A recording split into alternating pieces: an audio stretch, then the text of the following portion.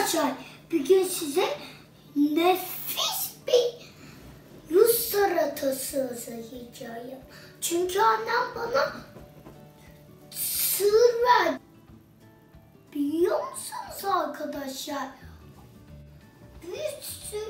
Bir tanesi diye bir sürü salatası bir de bir sürü sır. Of, bugün çok misafirim gelecek. Çok salata yapmam lazım. Çok salata yapacağım için çok malzeme lazım. Malzememizi söylüyoruz.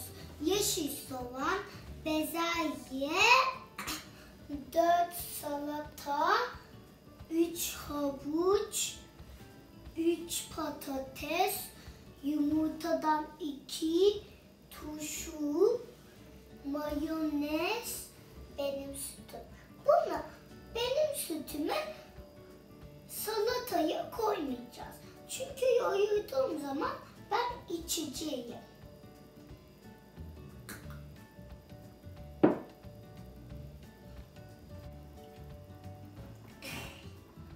Hazır salatasını sakın marketten almayın. Havuç ve patatesi haşladık. Yumurtalarımızı kaynattık. Organik yumurtalarımızı kaynattık. Anne, ben bıçak koyamıyorum. Annem her şeyi kesti ve bu kocaman tabağın içine koyacağız. Önce ne koysak? Yumurtayı koyacağım ben.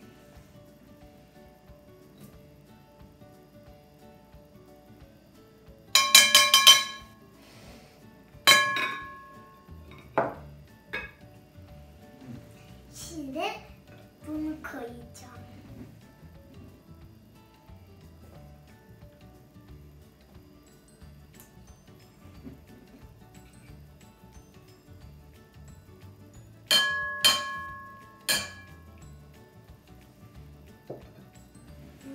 Şimdi patates koyayım.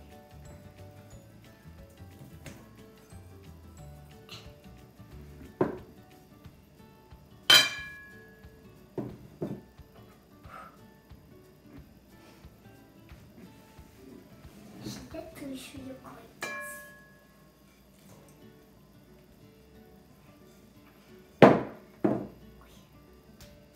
Şimdi haşlanmamıza koyacağım.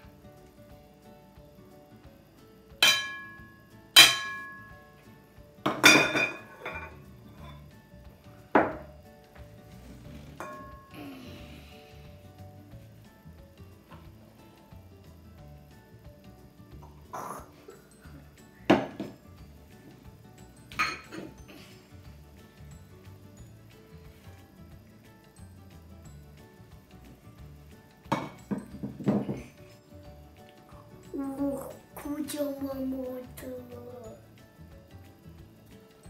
Biliyorsunuz ki arkadaşlar mayonez çok zararlıdır.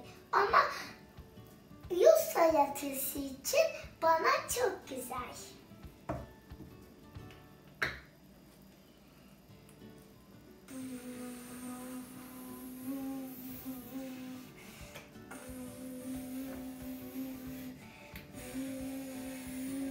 Benim kocaman kaşıkla her şeyi karıştırıyoruz.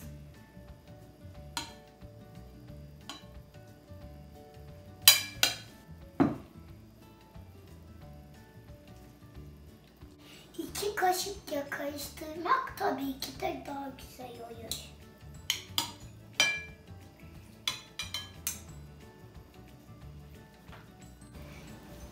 Çok yoruldum. Sütümü içmem lazım.